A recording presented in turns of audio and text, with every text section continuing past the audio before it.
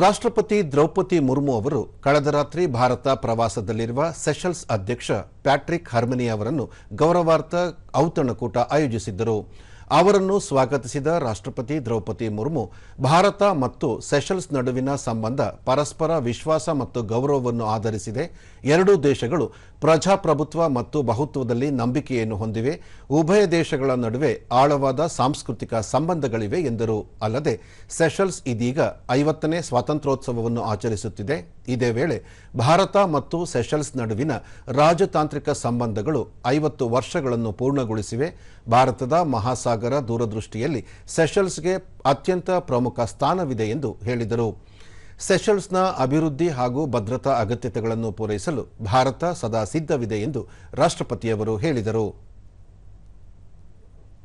हमारे इस साझा सांस्कृतिक विरासत के सूर और स्वाद का आनंद ले पाए.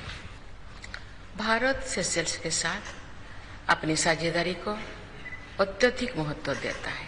हमारा द्विपक्षीय सहयोग कई क्षेत्रों में लगातार बढ़ रहा है,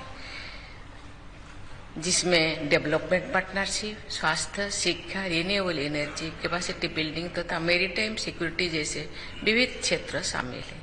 ये सभी पहले सेशल्स की सरकार और जनता की प्राथमिकताओं के अनुरूप है तथा एक विश्वसनीय पार्टनर के रूप में भारत की प्रतिबद्धता को दर्शाती है. इन्हीं शब्दों के साथ महामहिम देवी और स्वजनों, आइए हम सब मिलकर महामहिम राष्ट्रपति जी तथा फर्स्ट लेडी के अच्छे स्वास्थ्य और कल्याण, सेशल्स के लोगों की निरंतर प्रगति और समृद्धि और भारत और सेशल्स के बीच मित्रता को हमेशा बनाए रखने के लिए अपनी शुभकामनाएं व्यक्त करें.